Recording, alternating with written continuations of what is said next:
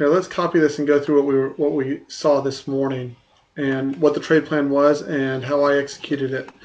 So there was a couple of concerns I had from last night. The first concern, let's get rid of all this here. Format, symbol, tick, move.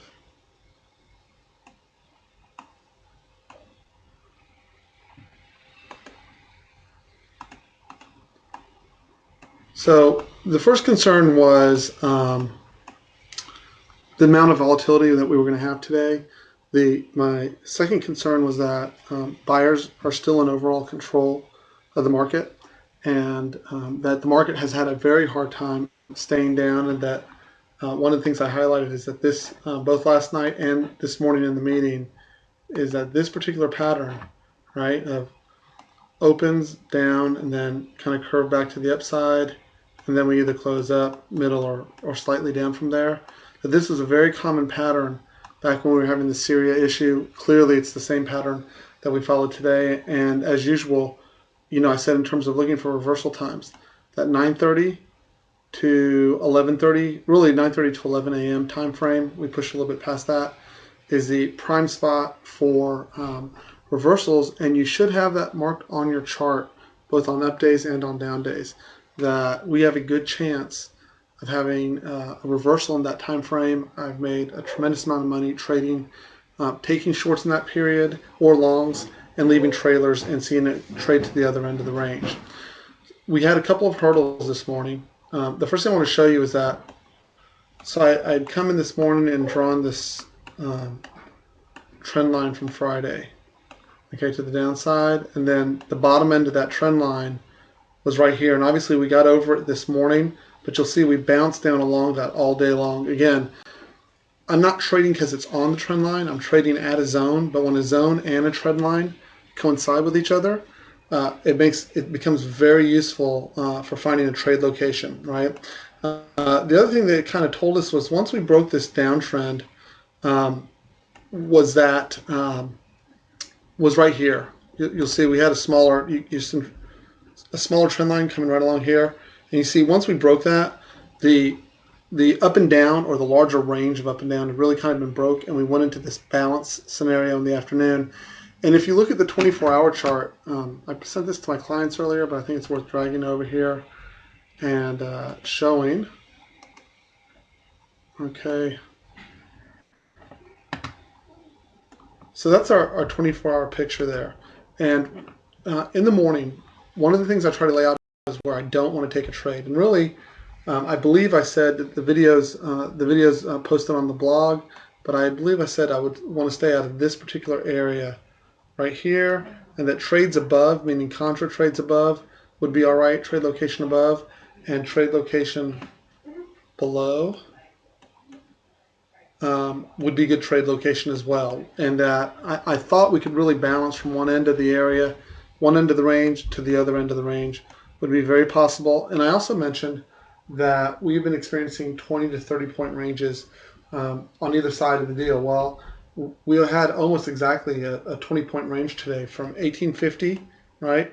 Almost down to 1830 was 18 points. But again, that's been the average ranges. On the bigger days, we've actually had 30 to 40 point ranges. And if you look from the gap from where we were on the close on Friday, which I believe was 50, I want to say it was actually 57. This came after hours. So let's see, 57 down to 32. That is 37 points of range. So, is that right? 32, excuse me. 25 points of range.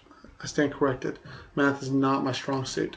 So you just have to kind of keep all those things in mind when we're trading, right? The first one was that I had on my radar, I don't want to enter in this area today. I wanted to stay the heck out all day long. And what was the reason for that? Well, anyone who entered here, right? If you entered long here, you might have gotten lucky and got long, but you also might have entered long right here and gotten busted to the downside. Same thing here when it came up. If you had shorted in here, it's a very nervous place to enter, and it doesn't leave much for mental relaxation or great trade location, right? It's much better to enter on fringes and where the market is overextended, and I called this long before today. Let's go to the zones for a second. And I apologize, I'm tired at this point, so I don't know that I'm being that as coherent or as eloquent, if I ever am eloquent. Let's see here. Oh, wrong chart. Let's get it over. There we go. And at the end here, I'm going to try and wrap up as quickly as possible to answer some specific questions because the day was pretty straightforward. Okay, so if we get rid of the trend lines here, just look at the day as a whole. Trend line. Okay. Okay, there we go. Much better picture, right? So one of the things that I was cautious on, as I said, I was concerned about the shorts, even though there was a great short to the downside. And the reason why I was concerned about the short to the downside was that the entry, I thought, would be very difficult. We essentially had an open drive higher out of the gate. This is the first 5-minute bar up, right? And basically, I assumed trend day up until this bar is broken. Secondly, I said that instead of focusing on the 6 or 7 point rotations that I normally focus on, that I'd probably be moving closer to either 7, 9, or 10. And when I see an open drive going like this, I am focused on 10, and I am almost never excited about stepping in front of what is an open drive. Now, it failed, and there were ways to enter this trade back to the downside. It's another trade that I really don't discuss publicly, but there was definitely a trap trade set up here. This was Friday's lows. We broke above, we rejected, and came back below, and this actually gave you an entry over here back to the short side. You had to identify that it was a trap trade. So where did it make sense for the trap trade? Once we established that we did have a trap trade on our hands, which would have been a close either below Friday's low or Globex high of 1847, either one would have fit the bill, right? Once you had that established, you should be going and looking at the other end of the range. Well, this is the other end of the range right here is 1836. However, I had noted in pre-market that the open gap right behind 1836 was actually the preferable target. And as we approached, when we were right here, see how we consolidated right here, right above this zone?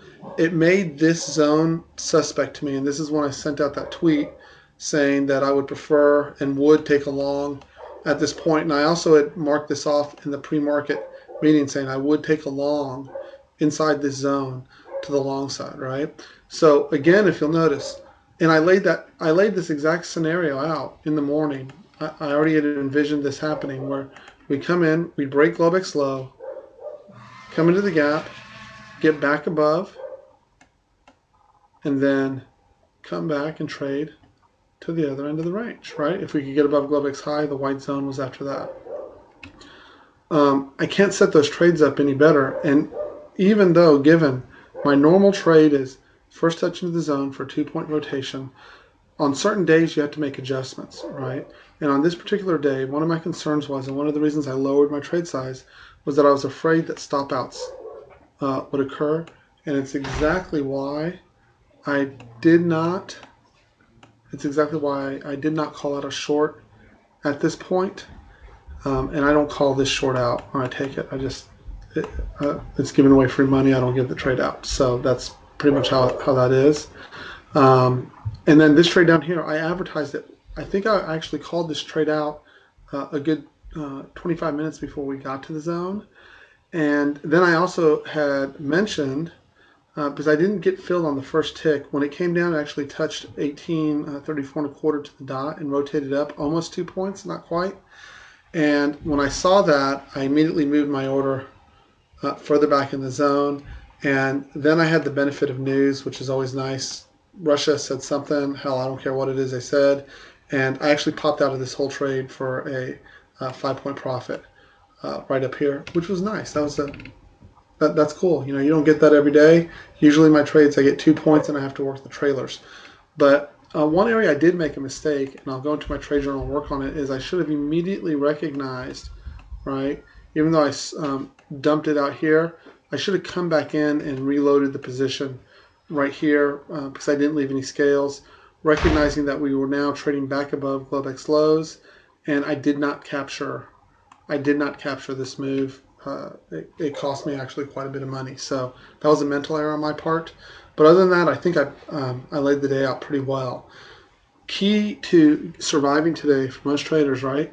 Not getting involved in this middle area right here. And I said, and I had mentioned that there was actually zones here. 1840 to 1842 was a zone.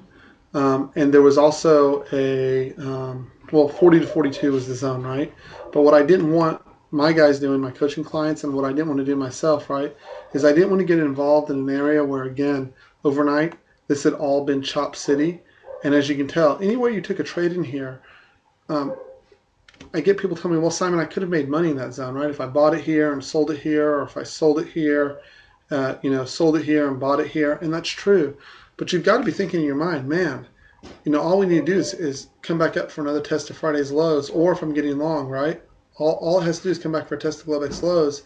How much pain can you possibly tolerate? Also, look at the size of the rotations in here, right? These are tiny rotations, tiny rotations. This stuff from this trade entry here, this is 1849.50, let's call it, right? All the way down to, first of all, we already had 1839.50, right? And then you take out another 5, that puts you at 1834.50, right? So we're already at 15 points of rotation, right? And you had 2 more, 17-point stretch. Now, 17's a huge stretch on any day. When you add in how far we were from the prior day's close, it was not surprising, also given that it was just past New York lunch, right? Where we shook out the final weak hands, trapped them, and then we tortured them all the way back up to the top. And then this made a beautiful place. I didn't take this trade. I don't generally like to trade in the afternoon. This zone's been well tested. This was the 4th time into the zone for the day, so not interesting to me.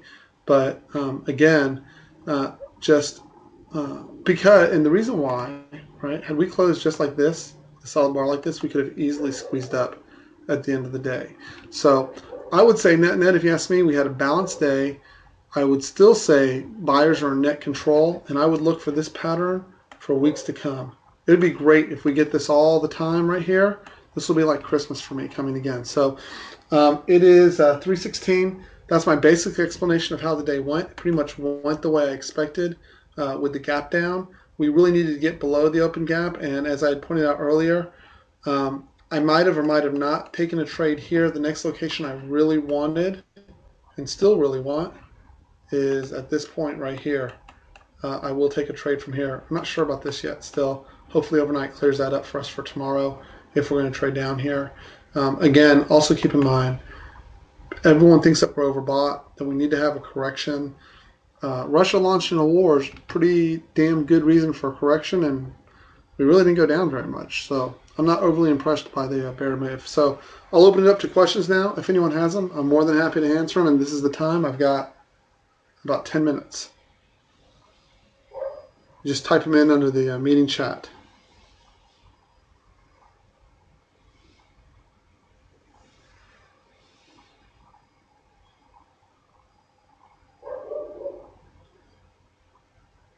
No one has any questions? Okay. So did I explain, let me ask you, is there a connection for those guys that are in the morning? Is there anything that would help make that clear? I try to lay that out, that trap scenario, as clearly as possible, and where I'd be looking to take both longs and shorts. The only reason I didn't call out a short up here was because this had matched the open drive scenario that I had called out, and so I wasn't willing to step in front of it just yet. I would have needed a stretch. I would have taken the short up here if we had gone to an open drive scenario. And then, of course, we knew that the drive higher scenario had failed when we breached this low earlier, and it had set up the trap.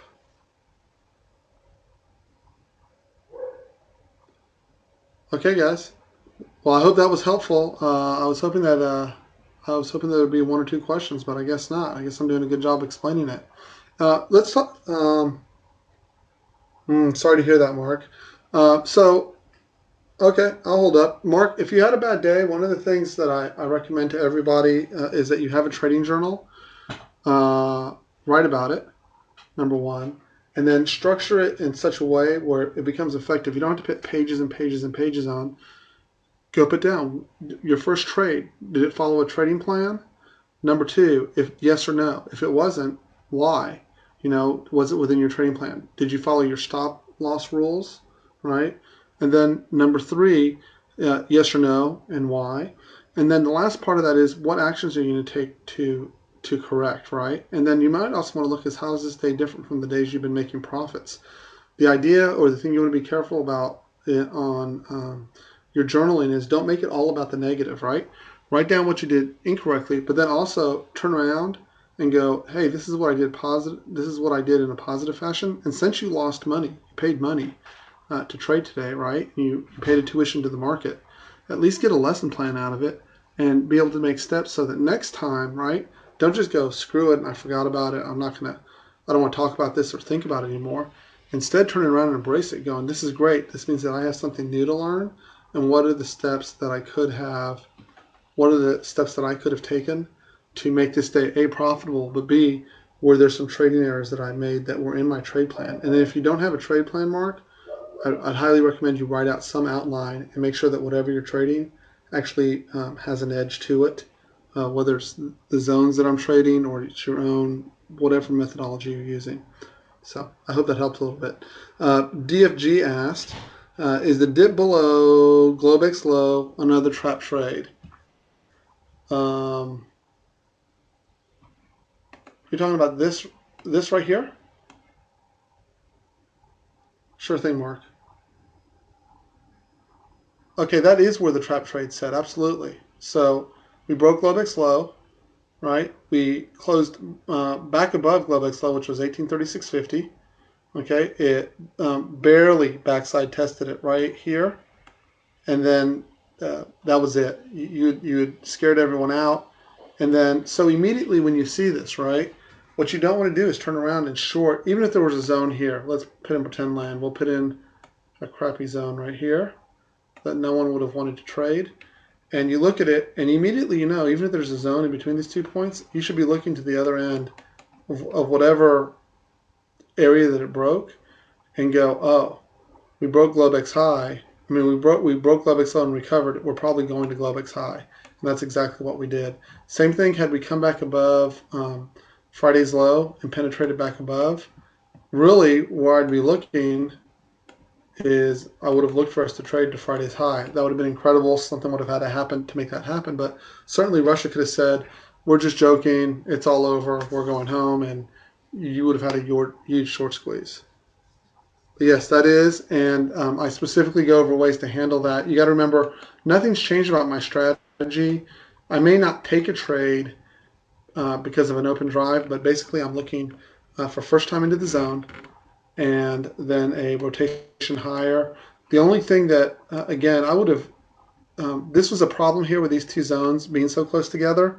And then the consolidation right above, right here, is what caused me to just kind of audible to this point. Also, right, if you're going to make a mistake of missing the trade down here versus getting run over here. Particular reason you didn't leave trailers to go into, yeah, it was lunchtime and I was already tired and I just made a mental error. I noted it. It cost me money. Yeah, but it's unfortunate. I saw it, but the other part of my trading plan that I don't chase back in. Once I've made a decision, I stand by the decision. I just go to the next setup. I don't think most traders in my experience, how am I doing on time?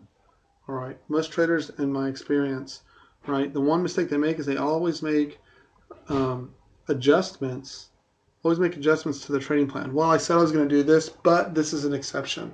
Or I know this is my trading plan, but this looks really good this time, right?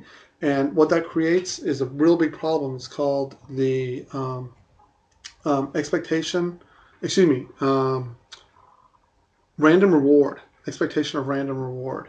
And the problem is the psychologists who describe it, like the monkey, right? You give the monkey the cocaine, because these are lucky partying monkeys in college or something. Anyways, they give the monkey the cocaine, right?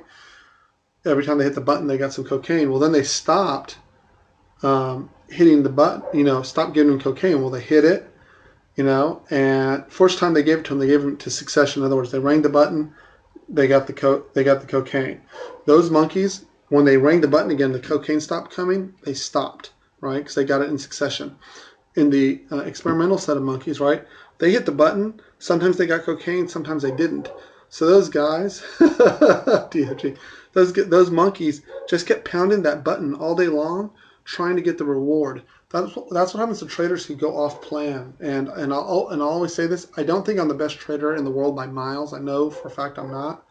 And I know my trade plan isn't the most phenomenal trade plan, at least from a marketing standpoint, right? You always see these guys, well, we called the short at the top, we called the long at the low, and so on and so forth. And I wonder how those guys do it because I don't know very many professional traders that can actually do that. They tend to focus on a very narrow set of trade setups and they repeat it over and over and over again. And the reason for that is because it's just hard mentally to do a lot of things extremely well. So one of the things I do really well is I'm good with measuring the rotations and I'm really good at remembering all the steps in this process. But even today, right, I kind of goofed it. Instead of taking a scale here, because we popped out so fast, right, I could have come back in here, but I simply didn't. I popped out and I had waited all day and I waited very patiently. I got a little too pleased with myself actually for nailing this trade. And I left just a boatload of money on the table today, but that's all right. Another boat's coming tomorrow. Does that explain it?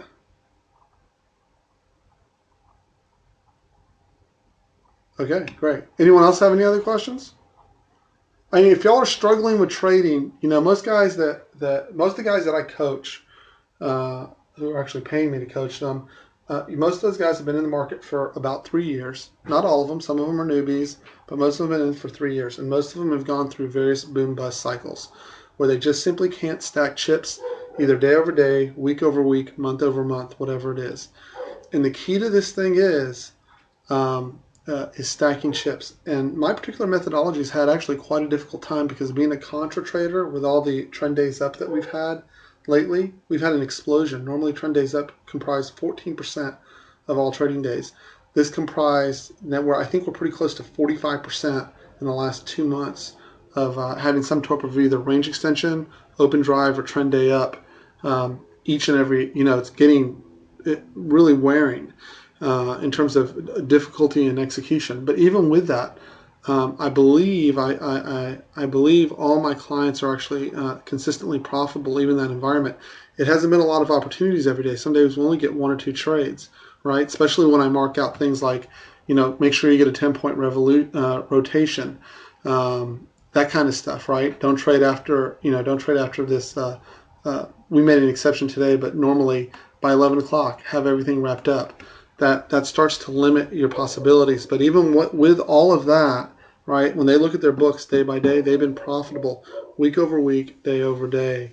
And the advantage to that is as you keep stacking up these profitable trades and you can control your risk at a high rate of efficiency, you can start to increase your trade size. And then all you need is 1 or 2 trades to really make a lot of money. Yeah. If 2 green bars, is it still looking like trend day up? Give some more color on the open and why didn't that mean trend day up? And what would have changed that? Okay, well, obviously, as soon as, we knew it wasn't trend day up. Really, once it came back more than 50%, it wasn't anymore trend day up. Usually on trend day up, I'll insert, if you don't use VWAP, the only reason I use VWAP is to gauge the strength of a true trend day up or not. And if it gets violated, it's not as strong as I think it should be. Let me see if I can find it here. There we go. Okay, so really, as soon as we closed below VWAP in the morning, the trend day up scenario was off the table. Well, it wouldn't have mattered as soon as it doesn't have to be trend day up. It can simply be, there's 3 kinds of, and this will be the last thing I can cover because I got 2 minutes till I have a coaching client. So, right, we get these 3 bars up, right, trend day up, and that can go 1 of 3 ways from here. That can either continue with the trend day up all day, we can go into balance from there, or we can have a failed range extension. A lot of people would argue that this was not a trend day up because we never closed the gap and got back above. If you'll look a couple of days ago, we had a similar scenario with the gap down. Here, I'll see if I can find it really quickly.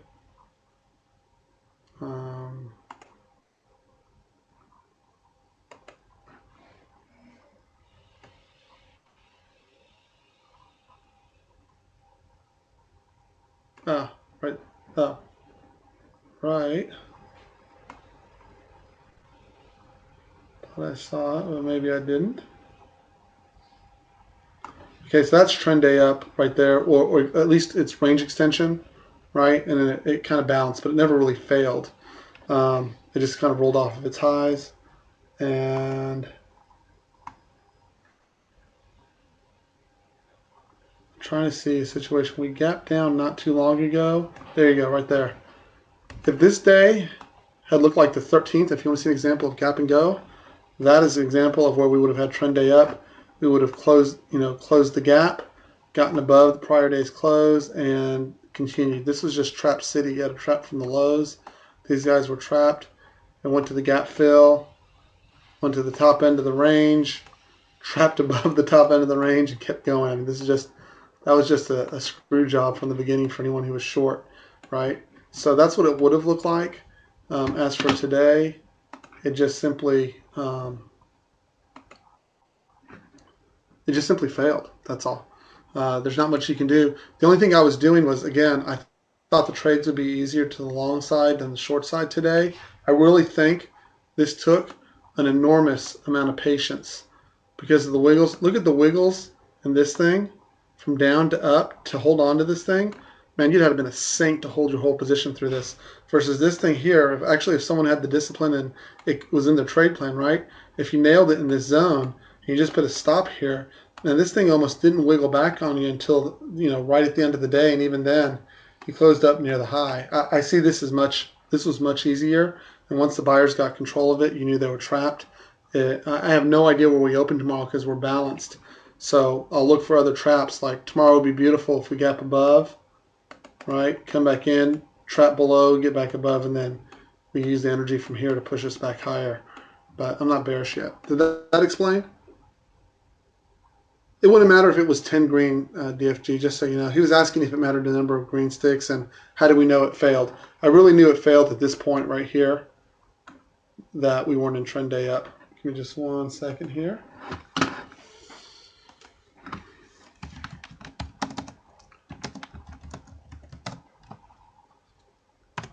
Okay.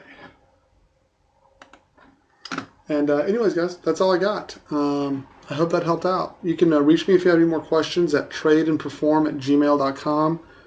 You can see the emails also on my blog. You're welcome to hit me on StockTwits or Twitter. Anyone can trade profitably, guys. I'm not a rocket scientist, I promise you. And neither, I have some very bright guys that I coach. I have some guys that aren't super bright guys. They're blue collar, working everyday kind of guys, and they're making money too.